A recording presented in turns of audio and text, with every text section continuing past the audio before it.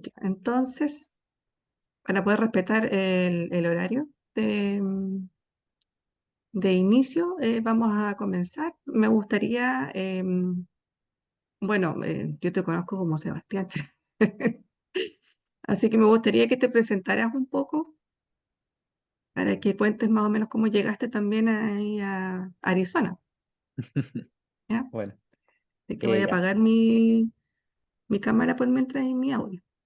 bueno, ya, buenas tardes a todos, buenas noches casi por allá en Chile. Yo soy Sebastián Triviño, Guillermo Sebastián Triviño. Como decía la Andrea, todos me conocen como Sebastián. Y estoy actualmente estudiando un doctorado en Arizona State University.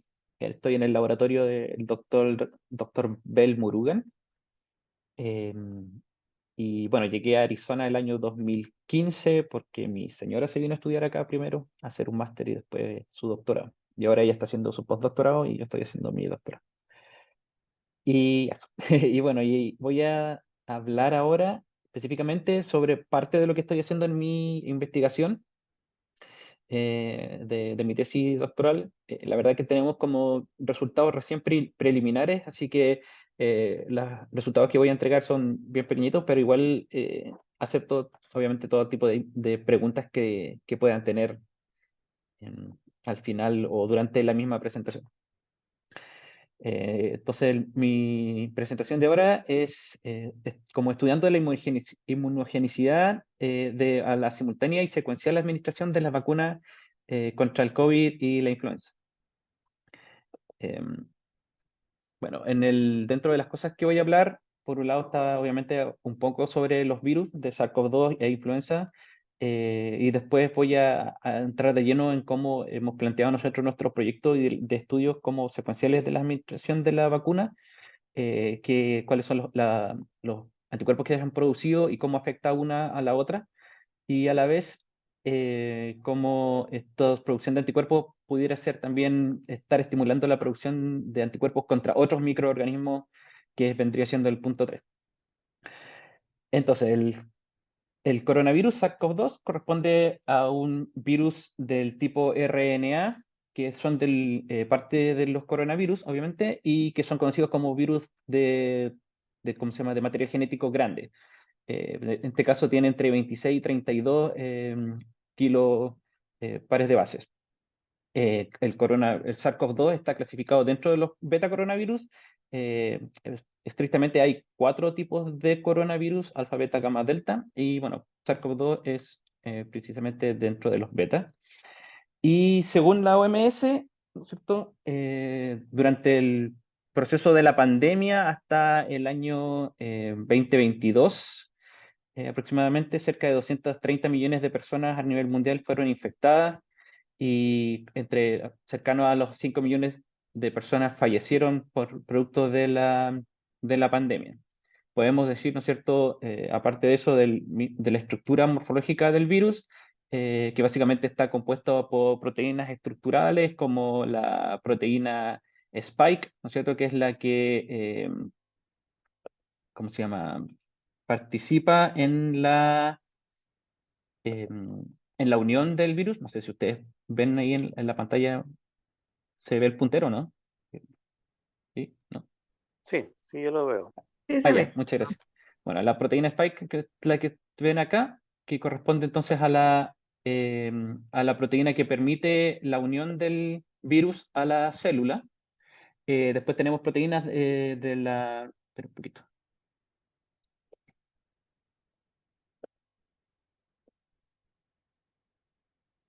Espera un poquito porque quiero mover aquí un...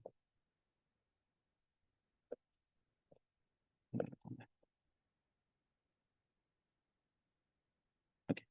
El de la nucleocápside, que son proteínas que se encuentran, ¿no es cierto?, para proteger el material genético del virus, el genoma, el RNA, proteínas de membrana y de envoltura, que básicamente son para también protección de el virus, y ambas, tanto las proteínas de membrana como las de envoltura, participan también en el ingreso del virus hacia la célula y en la salida del virus desde la célula hacia otras células para el proceso infeccioso. Dentro de lo que se pudo ver durante este COVID, ¿no es cierto? Entre el año 2019 y 2023, puntos clave, ¿no es cierto? 2019, primer caso detectado, por eso el nombre, COVID-19. Sin embargo, entre el 2021, básicamente fueron la mayor cantidad de infecciones. Para efectos de mi presentación, tomaremos en cuenta al final del año 2020, que básicamente es donde se empiezan a establecer las primeras vacunaciones. El año 2022, donde aparece la cepa de Omicron del SARS-CoV-2, donde generó una ola gigantesca, ¿no es cierto?, de infecciones. Y ya para el 2023, básicamente la OMS declara que el COVID, ¿no es cierto?, fue como situación de pandemia pública, ya lo declara como finalizado. Sin embargo, nosotros ya sabemos que efectivamente el virus está presente al día de hoy, está constantemente mutando y por lo tanto, ¿no es cierto?, el proceso de vacunación tiene que ser constante. Como decía, en el caso de las vacunas, tomaremos en cuenta el año 2020, principalmente, ¿no es cierto? La OMS declara ¿cómo se llama? El uso de la vacuna de Pfizer, un tipo de mRNA vacuna, que básicamente lo que hace, ¿no es cierto?, es ingresa un RNA mensajero al organismo y a partir de eso nosotros creamos una proteína similar a la spike del virus y producto después generamos los anticuerpos necesarios para combatir la proteína spike, nuevamente del virus SARS-CoV-2. Y la otra de importancia acá, para mi investigación, es la de Moderna, que es en abril del 2021 donde es aprobada y básicamente el funcionamiento es lo mismo que Pfizer. En Chile, el proceso de vacunación comenzó aproximadamente, ¿no es cierto?, en el 2021, en enero del 2021, a diferencia de lo que nosotros vimos acá en Estados Unidos con Pfizer y Moderna, en Chile principalmente se utilizó Coronavax, que corresponde a una vacuna con el organismo completo. Entonces, en cierta medida, eh, los chilenos, como se llama, tendrían una protección un poco mayor a lo que podríamos tener nosotros, porque básicamente están protegidos contra el virus completo y no solo contra una parte del virus. Y hubo a nivel, ¿cómo se llama?, mundial, un gran reconocimiento en cuanto a la vacunación en Chile, producto de la rapidez con que se vacunó la población y ya entre abril y mayo de ese mismo año, casi el 80% de la población por lo menos tenía una vacuna o ya el esquema completo de vacunación. Nosotros acá en el laboratorio tratamos de evaluar cómo fue el proceso de vacunación durante, o sea, previo y post la onda de Omicron, y hicimos un estudio dentro de la universidad, y en este analizamos, como digo, de manera específica a cierto día, realizamos estos surveys que son básicamente establecer un solo día y tomar muestras en este caso nosotros buscamos muestras de suero, de saliva, para toda la población de estudiantes y de staff de la universidad que quisieran participar en esta investigación. Y realizamos uno el previo, o sea, en diciembre del año 2021 y el otro, el segundo, si mal no recuerdo, fue como en abril, mayo del 2022, post-Omicron, digamos. Y básicamente lo que pudimos ver en ambos casos, bueno, en cuanto a la producción de anticuerpos, que rápidamente la población obtiene una gran cantidad de anticuerpos dentro de los primeros 3 meses. Ahí es donde se disparan los niveles de anticuerpos posterior a la vacunación y después empiezan a decaer rápidamente, independiente del organismo, o sea, de la cepa de coronavirus que esté presente. y este pudiera desaparecer completamente ya después de los 9 meses. Y ahí entonces se fortalece el hecho de la revacunación. Y lo mismo vimos en caso cuando empezamos a revisar si es que, a comparar la producción de anticuerpos, si solamente las personas habían recibido vacunas, solamente habían sido infectadas, o si habían sufrido infección y vacunación, podemos ver que básicamente las personas que sufrieron infección y vacunación a la vez, la producción de anticuerpos fue mucho mayor. Pero nuevamente decrece después de los 7, 9 meses.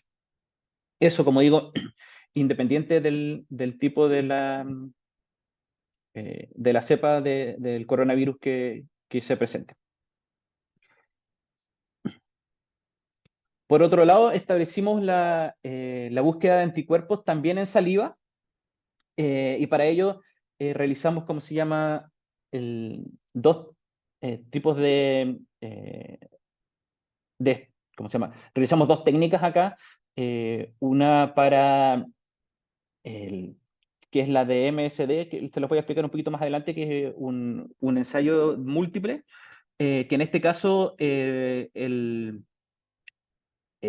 anticuerpo que nosotros utilizamos para la detección del otro anticuerpo, del anticuerpo humano, o sea, el anticuerpo secundario aquí, está unido a una sustancia sulfatada que genera una reacción eléctrica, y esa reacción eléctrica es la que es detectada por la máquina, digamos, y podemos cuantificar la cantidad de anticuerpos. Por otro lado, usamos el DXI también, que es también para detección eh, eh, inmunoquímica de la producción de anticuerpos. Y en ambos casos, básicamente, cuando vimos la cantidad de suero y de saliva para la búsqueda de anticuerpos anti-RBD, que es en la zona de unión del virus en la proteína spike, si voy a volver un poquito atrás, perdón. La proteína spike en la zona intermedia de ahí tiene otra proteína de unión que el receptor binding domain, el dominio de unión al receptor, y esa es la que principalmente ven los estudios, ¿no es cierto?, de anticuerpos. Entonces, cuando uno busca el RB, el receptor de unión, a la vez está revisando la presencia de la proteína spike. Y como digo, hubo una relación más o menos sobre 0,7, que vendría siendo una buena relación entre los anticuerpos en suero y en saliva. Por lo tanto, nosotros podríamos básicamente detectar anticuerpos del coronavirus tanto en suero como en saliva. O sea, no es necesario, digamos, tomar muestra de sérica para poder obtener una cuantificación de anticuerpos. Respecto a influenza, básicamente es otro virus RNA de cadena simple, de dirección negativa, de la familia Orthomyxoviridae. También es de los denominados virus envueltos, porque obviamente tienen una estructura nuclear que rodea el genoma. Y aproximadamente hay 4 tipos otra vez de virus influenza, dentro de los cuales solo A y B son los más relevantes para los seres humanos. En el caso de las proteínas estructurales del virus, neuroaminidasa y hemaglutinina son las principales en el caso de la detección de anticuerpos, porque al igual que Spike en coronavirus, son las proteínas que se van a unir a la célula y por lo tanto las que primero van a reaccionar con los anticuerpos también. Y después las proteínas de matriz, que son parte también del proceso de la estructura y la protección del genoma. Si hablamos de perdón, lo había traducido al español, pero se me esquivó eso, lo siento. Si hablamos, ¿cómo se llama?, de las cepas que están más presentes, básicamente, nuevamente vemos las A y las B, siendo H3, H1N1 prevalentes, y ¿cómo se llama?, las B, la línea Victoria, que también es una de las más comunes presentes durante la época estacionaria, tanto ahora el 2023-24 como por lo menos 4 o 5 años previos. entre la población de 25 a 64 años. Aquí actualmente, obviamente, aparece, ¿no es cierto?, H5N1 como otra de los virus presentes, que hubo un área, ¿cómo se llama? Perdón, una onda característica este año. Bueno. Respecto de la vacunación contra influenza, cosa muy importante que hay una infinidad, ¿no es cierto?, de estudios donde en este caso, por ejemplo, podemos ver la vacunación tetravalente contra influenza H3N2, una de las principales, ¿no es cierto?, que veíamos anteriormente aquí en rojo. Y también podemos ver que al cabo ¿cómo se llama?, de cierto tiempo, de 6 meses, la producción de anticuerpos o de 21 días, la producción de anticuerpos es básicamente igual a la que pudiera tener o incluso mayor a lo que pudiera tener producto de la infección con la vacuna. Por lo tanto, la vacuna en este caso también genera la protección necesaria para combatir el virus. En este caso, en este estudio, ellos básicamente estudiaron a la población durante el 2010, 2011, 2013 y 2014 y vieron a las personas que se vacunaron solo por un año, ya sea el 2010, 2011 o 2013, 2014, y aquellos que se vieron vacunados en ambas temporadas y nuevamente la producción de anticuerpos a los 21 días es elevadísima y de ahí empieza a decaer, pero sigue manteniéndose por sobre los valores normales y por lo tanto,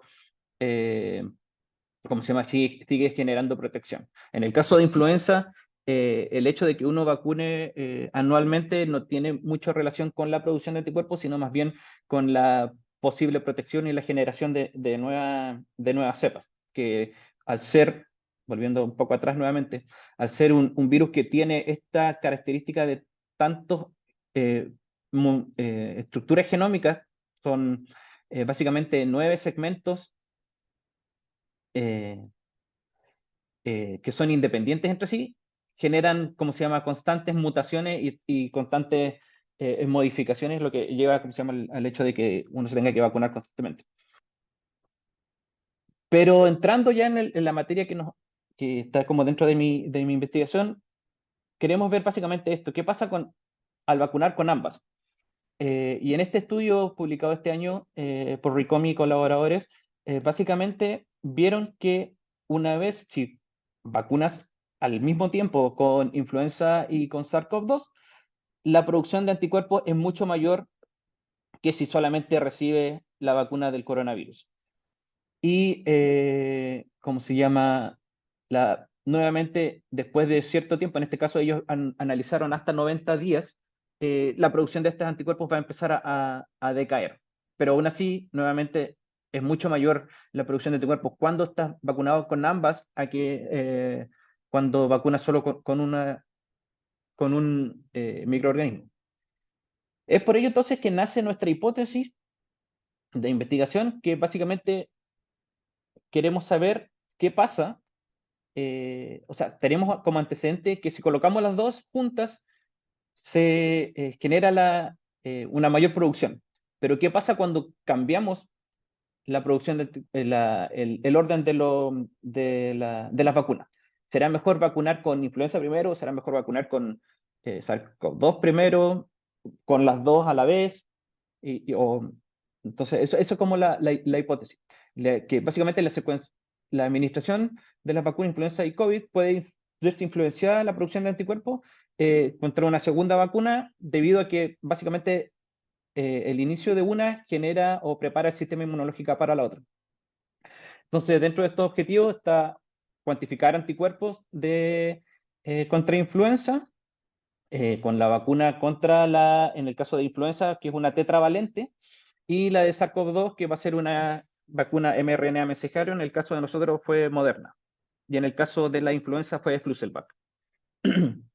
Determinar anticuerpos de SARS-CoV-2 basales y posterior a la vacunación o con la vacunación concomitante.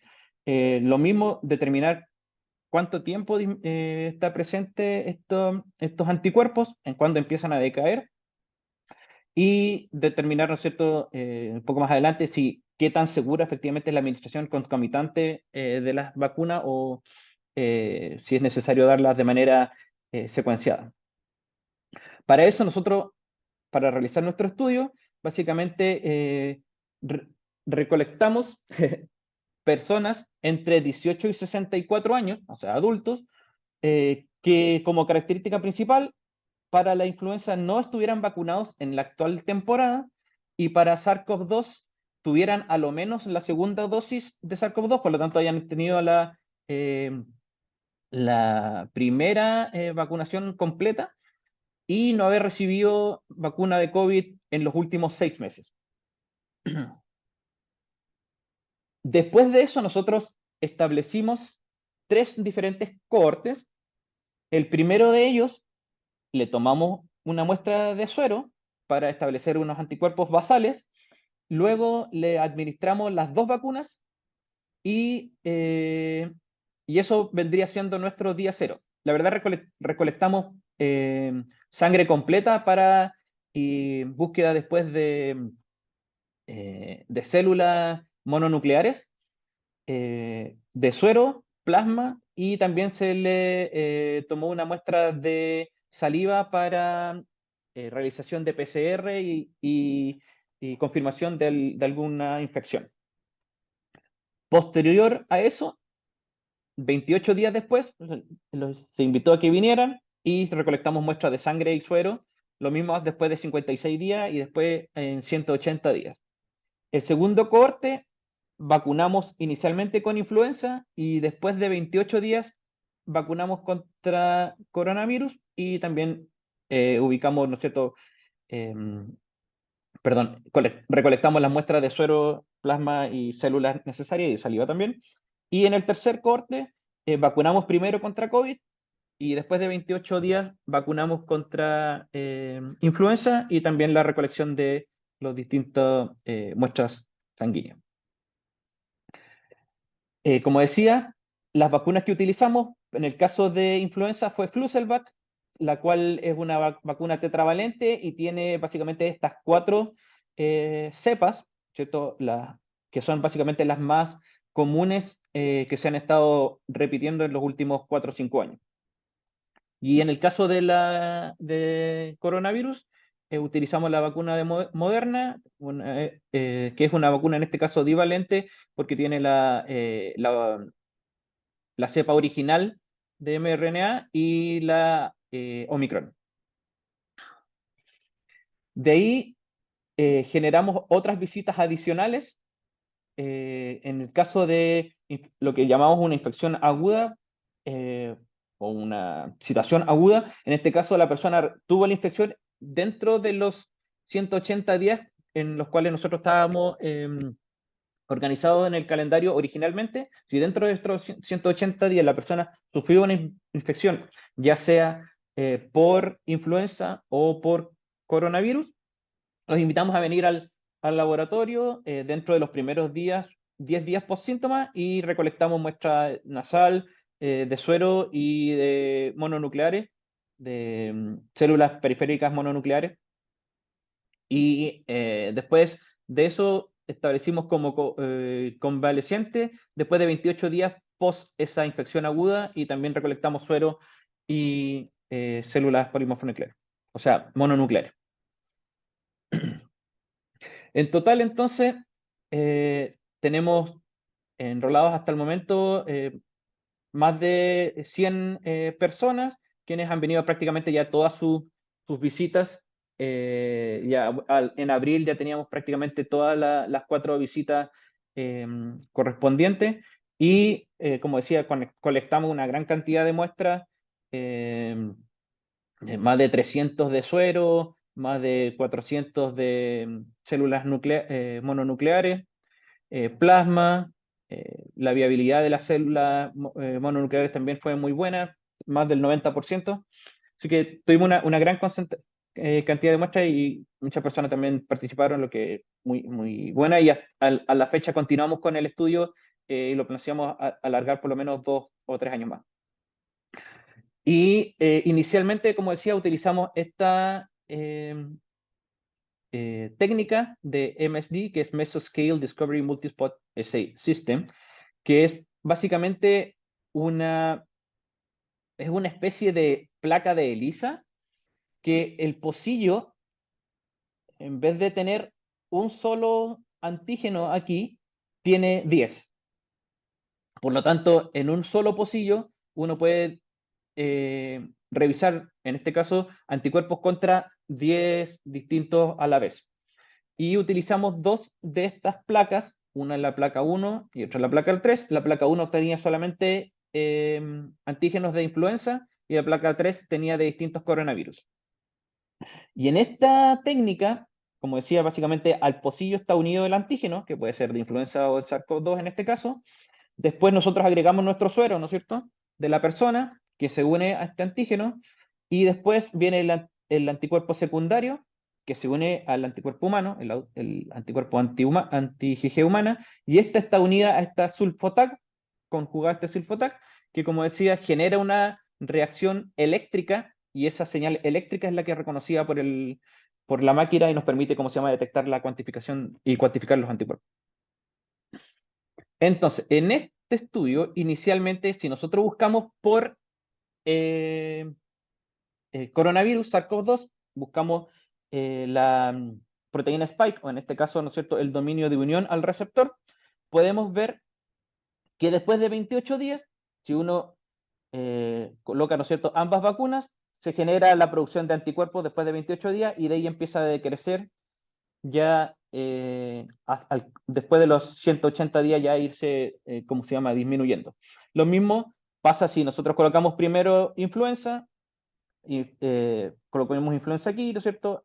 Prácticamente hay una pequeña aumento hacia coronavirus y después, ¿cómo se llama?, de los 28 días, cuando se ingresó la de coronavirus, ¿cómo se llama?, aumenta radicalmente los anticuerpos y no está expresado en este gráfico, pero nosotros vemos que esta diferencia entre estos 28 días de aquí y los 28 días de acá, es decir, los 28 días posteriores a ingresar la vacuna de influenza primero, es significativamente mayor que ingresarla ambas. Por lo tanto, estaríamos estimulando una mayor producción de anticuerpos si nosotros vacunamos primero con influenza y después por COVID que vacunar a la vez. Y esta diferencia aquí, que tampoco se nota mucho, no habría tanta diferencia con vacunar primero COVID y después contra influenza. En el caso de nucleocápside no pudimos ver una gran diferencia en ellas, básicamente por dos razones. La primera, que obviamente nosotros utilizamos vacunas de mRNA, y como decía, ¿no es cierto?, genera anticuerpos contra Spike, no contra el nucleocápside. Por lo tanto, ¿no es cierto?, la producción de anticuerpos en este caso no debería ser, o sea, si, como es específica, no debería generarse tan el estímulo necesario para. Sin embargo, nosotros en nuestros estudios previos que hemos realizado de la población, ya sabemos que hoy en día en la población que no ha sido infectada con SARS-CoV-2 es muy, muy pequeña. Yo diría que alrededor de un 5% de la población, 10% de la población quizás. Entre el 80 y el 90% de la población alguna vez tuvo la infección con SARS-CoV-2. Por lo tanto, deberían presentar algún tipo de anticuerpo, pero como ya hemos visto anteriormente, ¿no es cierto?, al cabo de 180 días, esos anticuerpos decaen. Por lo tanto, si bien la persona puede estar como con algún grado de protección, esto está rondando lo basal. Y si nosotros, aquí no lo tengo dibujado, pero si nosotros revisamos cómo se llama el, el nivel mínimo de anticuerpos para nucleocápside para este ensayo, está alrededor de los 5.000 unidades internacionales por ml, que vendría siendo más o menos una línea como por aquí. Por lo tanto, efectivamente tenemos unos valores basales superiores a lo que vendría siendo negativo. Pero como digo, ya pues, probablemente hayan pasado 6 meses o menos desde que, como se llama, sufrieron algún tipo de infección y por lo tanto no lo pudimos detectar. Si buscamos influenza, nuevamente al cabo de 28 días se generan los estímulos necesarios para generar los anticuerpos y posterior a esos 28 días nuevamente empiezan a decaer los anticuerpos para todos los tipos de influenza. Y eso lo podemos ver con influenza del tipo A, aquí hay distintas cepas de influenza A, H3, H1, H7, o también con influenza del tipo B, que también al cabo de 28 días se ven estos estímulos, ¿no es cierto?, estos incrementos de los niveles de anticuerpos y después ya empiezan a decaer. Y en el caso de influenza, hemos visto que no hay ninguna relación en nuestros primeros estudios, como digo, en nuestros resultados preliminares, no hay ninguna diferencia entre vacunar con COVID influenza a la vez o influenza primero o COVID primero. Realizamos la búsqueda en pacientes que hayan sufrido estas infecciones agudas y lo mismo dentro de los primeros 28 días, los niveles de anticuerpos son elevadísimos y de ahí empiezan a decaer, tanto para influenza como para coronavirus. Entonces, eso es lo que podríamos estar viendo con coronavirus, pero dentro del mismo proyecto, nosotros saltamos con nuestras preguntas hacia qué pasaba, no solo con coronavirus y con influenza, sino que con otros microorganismos debido a la vacunación contra SARS-CoV-2 e influenza.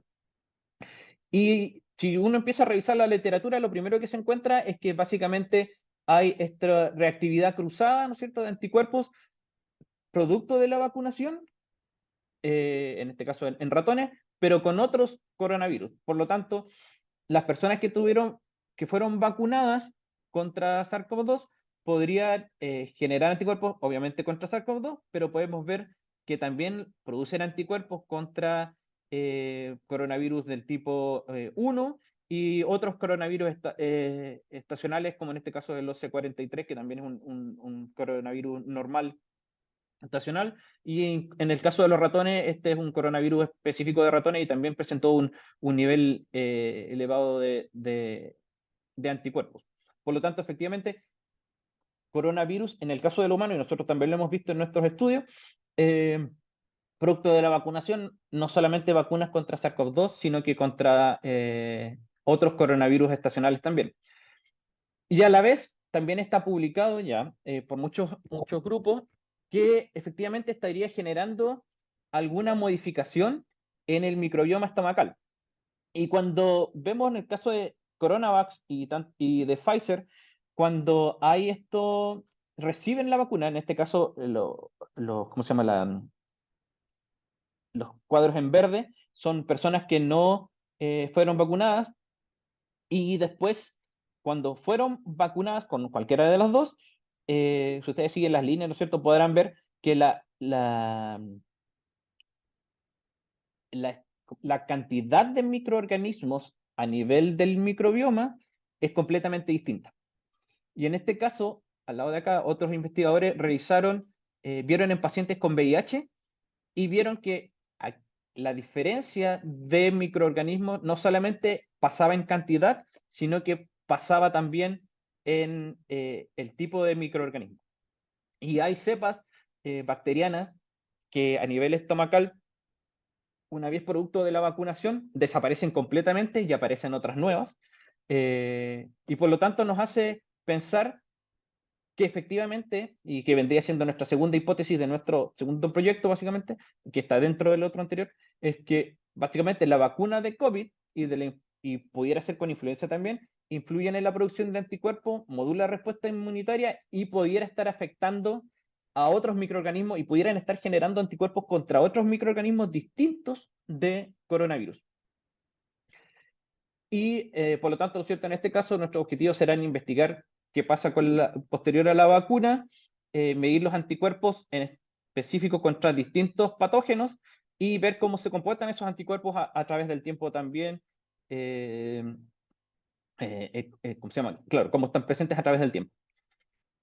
Cuando volvemos a la época de la pandemia, y que estamos pensando, ¿no es cierto?, en otros microorganismos, podíamos ver que durante la pandemia, por ejemplo, decreció la cuantificación de virus, por ejemplo, en este caso virus respiratorio sincicial, o rinovirus, o adenovirus, o influenza. Sin embargo, si revisamos bien el gráfico, podemos ver que, aunque decreció, igual estuvieron presentes, ¿no es cierto? Podemos ver aquí, por ejemplo, rinovirus estuvo presente en la detección, ¿no es cierto? Para influenza virus también hubo un incremento. Y eh, frente a ello, ¿no es cierto? Cuando empezamos a buscar otros microorganismos, se nos genera el principal problema que tienen los test actuales y que nuestros colegas también deben tener allá, es que básicamente los test están dirigidos frente a un microorganismo. Si nosotros hacemos un ELISA de COVID, ¿no es cierto? Estamos buscando solamente SARS-CoV-2. Si hacemos una inmunofluorescencia, ¿no es cierto? Cuando hacemos los paneles de inmunofluorescencia para los distintos, el panel de virus respiratorios, cada gotita, digamos, es específica para cierto virus. Por lo tanto, nosotros efectivamente podemos ver un, un microorganismo y, no sé, la persona sufrió una enfermedad, se sintió mal, con fiebre, llegó al hospital, buscamos coronavirus y dio negativo a coronavirus. ¿Y qué decimos todo? Es negativo a coronavirus, que está correcto, pero no podemos inferir cuál es la infección real que tiene la persona hasta que hagamos otros test de influenza, o sea, inmunofluorescencia para paneles respiratorios, etcétera, etcétera. Entonces, frente a ese gran problema que es que como digo, los test están destinados solamente hacia un microorganismo, es que nosotros en nuestro laboratorio desarrollamos y publicamos este multiplex ensayo para la detección de microorganismos, que en este caso eh, tuve la gracia de participar también ahí. En este caso, nosotros podemos, ¿cómo se llama?, diagnosticar en un solo pocillo, con una pequeña muestra de 10 microlitros, hasta 2.000 pacientes a la vez y hasta 300 distintos proteínas de distintos microorganismos, todos a la vez. ¿Cómo hacemos eso? Básicamente, nosotros generamos las proteínas de cada microorganismo, las marcamos con un código de barra, luego las ingresamos o sea, tenemos entonces cada proteína, en este caso, ahí por ejemplo están la azul, la naranja, la roja, la verde, ¿ya? Todas ellas están marcadas con un código de barras, que es la identificación de esa proteína, se ponen todas juntas en un tubo, se hace un pool de estas proteínas y luego agregamos ese pool de proteínas en cada pocillo. Y se incuban una placa de 96 pocillos, digamos, de ELISA. Cada pocillo va a tener exactamente el pool de todas las proteínas. Luego de ello, se colocan los 10 microlitros que corresponden al suero del paciente y cada pocillo va a ser un paciente. Como decía, son más de 1.000 muestras porque estrictamente es hasta 2.000 las que podemos hacer al día de hoy, 2.000 distintos pacientes. Y una vez que están, se inmunoprecipitan y obtenemos entonces los anticuerpos unidos a las proteínas con su correspondiente, ¿cómo se llama?, código de barra. Y luego a cada paciente nosotros por medio de PCR le agregamos otro código de barras que es el proceso, el de identificación del paciente. Por lo tanto, esa reacción de antígeno-anticuerpo entre la proteína y el anticuerpo va a tener dos códigos de barras, uno correspondiente a la proteína y el otro correspondiente al paciente.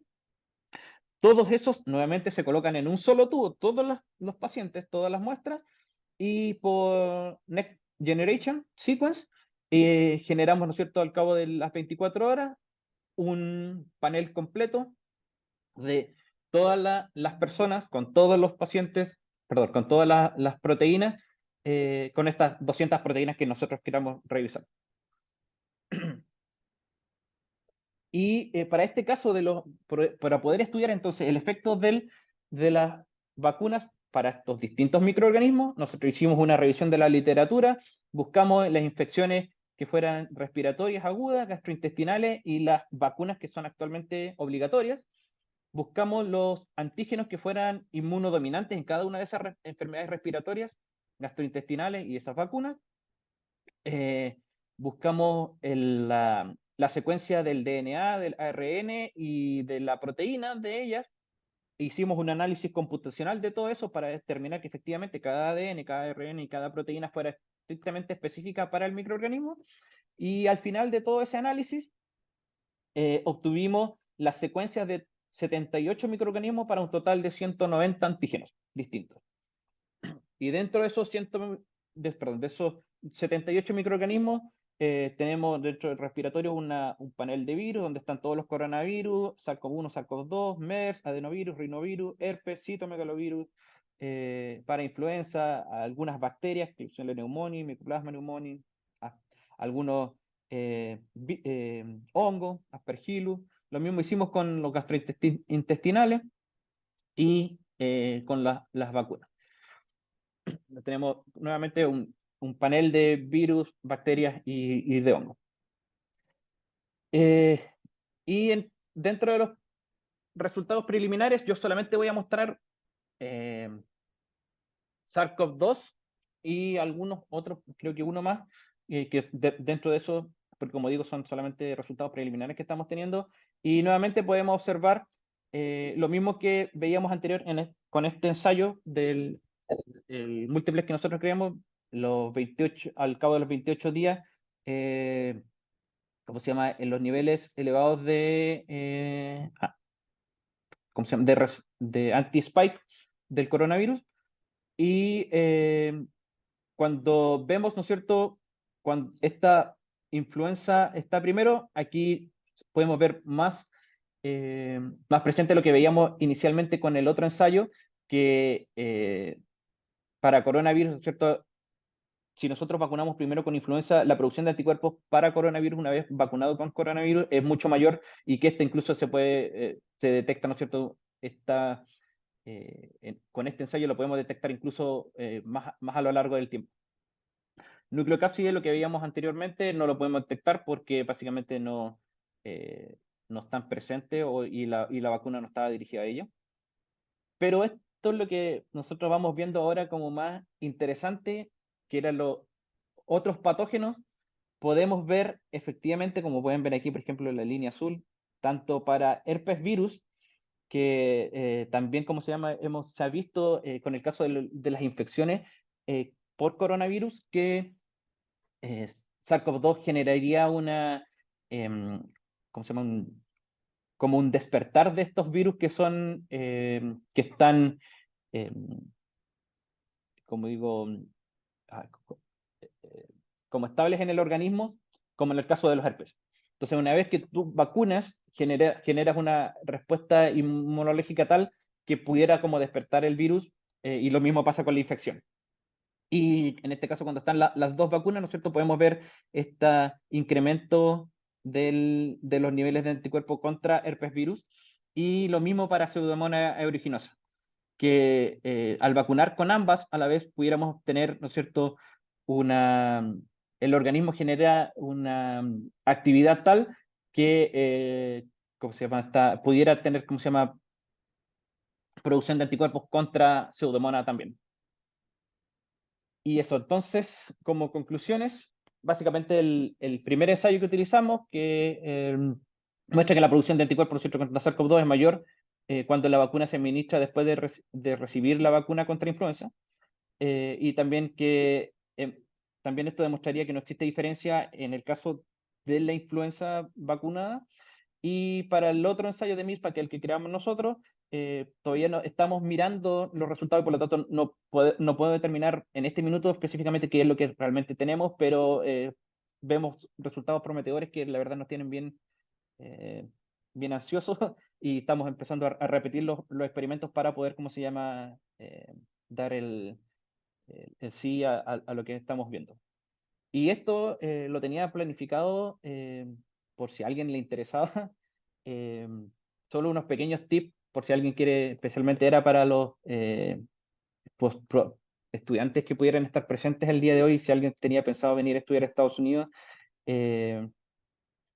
Primero, obviamente, tienen que centrarse en los test de inglés. Sin embargo, yo recomendaría que si estudian inglés, estudien pero para el test, no estudien inglés. Porque la forma como los test, que principalmente aquí hay varios, el TOEFL, TOEIC, el GRE, que son obligatorios en la mayoría de las universidades, y algunas universidades ahora piden Duolingo, como en el caso donde estoy yo, también ellos dan la posibilidad de que uno tome Duolingo. Pero cada test tiene una, ¿cómo se llama? Una estructura tal que es distinta a como nosotros nos enseña, por ejemplo, gramática en Chile, eh, como nosotros aprendemos español. Acá son más específicos para escribir, escriben una sentencia y punto, y otra sentencia y punto, y así sucesivamente. Entonces, yo les recomendaría, si quieren estudiar, venir para acá, se preparen para el test, pero específicamente para cada test. Cada uno es distinto y algunos son agotadores. Si van a una universidad que les permite Duolingo, 100% les digo que lo tomen ese y no el TOEFL, porque el TOEFL, por ejemplo, son 4 horas lo que dura el examen contra Duolingo que dura 45 minutos. Entonces, eh, es- obviamente si toman los otros van a tener más posibilidad de postular a otras universidades, pero si tiene esa universidad la posibilidad de tomar Duolingo, tomen Duolingo. Es mucho más barato también. En cuanto a los fondos para estudiar, principalmente se puede estudiar con becas chilenas, donde está obviamente Becas Chile en la primera, y después está Fulbright, que Fulbright hay dos tipos de becas de Fulbright. La Fulbright general, que la Fulbright general no entrega dinero, entrega solamente como el sponsor, y, y ahí, ¿cómo se llama? eh, Tener de sponsor Fulbright aquí en Estados Unidos es muy importante, es muy bien reconocido Fulbright, y por lo tanto, ¿cómo se llama? Las personas que llegan acá les tienen como un trato especial.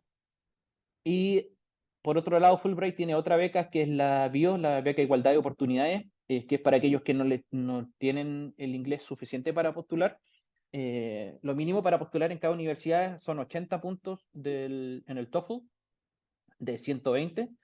Y en el caso de la beca Igualdad de Oportunidades es para aquellos que no obtuvieron ese 80, entonces pueden postular a ello. Sí, también hay, y después Fulbright se preocupa de mejorarles el inglés y también los ayuda a, a postular. Y BIOS en ese caso, Igualdad de Oportunidades, está directamente ligada a Becas Chile y por lo tanto esa BIOS sí efectivamente da dinero. Y por otro lado, específicamente para los estudios de doctorado, eh, todos los programas, o prácticamente todos los programas, no todos, pero prácticamente todos en ciencias, en las universidades, las mismas universidades eh, entregan fondos para el programa. Te pagan el programa y dan plata para el bolsillo. En mi caso, yo estoy con una beca del programa, no estoy con becas Chile. Eh, Así que también es una buena opción si quieren venirse a estudiar acá. Y obviamente tienen que tener en cuenta si es que vienen solteros o con familia. Porque el gran problema es que tanto becas Chile como las becas de acá no son becas y por lo tanto no son así una millonada de plata, alcanza como lo justo para vivir, y especialmente cuando van con familia, hagan un buen análisis de respecto de por ejemplo, de la ciudad donde van a ir, porque hay ciudades que efectivamente hay universidades mucho más top, pero por lo mismo las universidades son mucho más caras y el estilo de vida es mucho más caro. Harvard, por ejemplo, en Boston, el valor de vivir en Boston es 3 veces más que vivir aquí en Arizona. Eh, Así que si van con familia, por ejemplo, se les puede hacer muy pesado. Y dentro de las visas de estudiante, básicamente hay dos visas. La más común es la F1, eh, y que la entregan todos los programas acá y becas Chile. Y la otra visa es J1, que en el caso de los programas de acá no entregan J, y dentro de las becas chilenas solamente Fulbright entrega J. Y la gran ventaja de J es que si tú vas con familia, la familia puede, o sea, el acompañante puede trabajar acá en el país. Con F, el acompañante no puede trabajar. La gran ventaja de F es que con F tú te puedes quedar una vez terminas tu programa. Con J, como es una beca gubernamental, J te obliga a salir de Estados Unidos 2 años posterior a terminar tu programa. Así que ahí ustedes pueden analizar. Y eso, muchas gracias. Esta es una foto de cuando nosotros estábamos en la pandemia trabajando aquí en el laboratorio con mis colegas. Así que eso. Cualquier consulta, ahí también está mi correo electrónico por si alguien tiene algunas consultas personales. Todos bienvenidos, ¿no es cierto?, respecto a los estudios o lo que quieran realizar. Eso. Gracias. Muchas gracias, Sebastián. Yo tenía una pregunta con respecto a cómo es el sistema de vacunación allá en Estados Unidos, porque me imagino que no es así como acá que uno tiene un programa, me imagino que tiene que ver con, como con los seguros de salud que tenga cada persona nomás. Sí y no. La verdad que existe un programa de vacunación como tal, que desde niño, por decirte, TBC es obligatorio para todos. Y en el caso de influenza y coronavirus, también existen las vacunaciones que son asociadas, como dices tú, a los seguros, pero también vacunaciones gratis. No, y tú te puedes y de hecho en los supermercados, tú de repente está la gente vacunando. Y tú vas y te preguntan si tienes seguro y si no tienes, no tienes, ¿no? Pero no te piden nada especial. En el Así que caso de de tu tesis, de tu trabajo, ¿esos son personas de ahí mismo de la universidad o son... hay de acá, mayoritariamente son de acá de la universidad por una cosa de que les es más fácil venir, pero también hay personas que son de fuera. Y de hecho es un estudio que se está realizando dentro de la universidad y compartido con 3 más universidades de acá. Duke, la otra es Minnesota, me parece, y no me acuerdo cuál es la otra. Entonces ahí están como repartidos y hay, por ejemplo, en Duke, ellos están con niños, con menores de 18 años, bebés hasta menores de 18 años. Nosotros tenemos concentrada la población adulta, digamos. Así que hay como ¿Y esos, una... y los ¿Mm? fondos como para comprar las vacunas, administrarlas o hacer Tú los test? postulas a fondos, ¿cómo se llama?, de universidad o los fondos de el NIH, el National Science Foundation. Hay, la verdad es que para ciencias hay plata. Mm, Porque, y eso lo digo en todo sentido, no solamente como para investigación, sino que para creación de ¿cómo se llama esto? De mano de obra, por así decirlo, para estudiantes, hay plata. Por eso es que la mayoría de los programas en todas las universidades acá para PhD los pagan, porque el gobierno en Estados Unidos busca, ¿cómo se llama? Científicos. mm. ¿Cómo se llama? Y fortalecen esa área y por lo tanto ellos pagan los estudios y todas esas cosas. Y nosotros, por ejemplo, para este estudio, mi profe se ganó un fondo, no me acuerdo exactamente el valor, pero eran como 2.000 millones de dólares Mm. para poder realizar todo esto, digamos. Y eso como por 2, 3 años. Y ahí después lo podía seguir renovando por otros 2.000 millones de dólares. Y así sucesivamente. Mm. Chuta, dice Carola, me tengo que retirar, dice. Muchas gracias Sí, por tu valioso tiempo y gracias. felicidades. Abrazo. Así que No sí, sé si hay... como digo, esto si hay alguien que se quiera venir a estudiar. Bueno, la primera, ¿cómo se llama? O lo más importante, creo yo, es que se contacten con los profes. Porque eh, si bien te pueden, ¿cómo se llama?, aceptar en un programa, como los fondos vienen específicamente de los profes, o sea, los profes se ganan su proyecto y los profes son los que te soportan, ¿cómo se llama? Soportan a ti Ya. el, los estudios. eh, si el profe tiene plata, te van a recibir sí o sí en el programa. Entonces, si tú te quieres venir a estudiar, contáctate primero con un profe, mándale correo, todas las cosas, hasta que te contesten. Y, y de ahí, ¿cómo se llama? Cuando ya como el profe te diga más o menos que sí, que te van a aceptar, ahí postula. Y es seguro que te van a aceptar. Porque como digo, ellos Qué tienen bueno. teniendo la plata, nadie te va a decir que no. Súper. No sé si alguien más tiene preguntas, comentarios.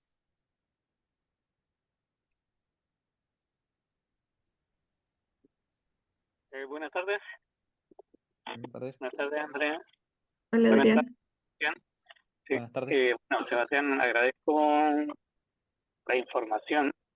Se ve muy actualizada, así que seguramente vamos a intentar,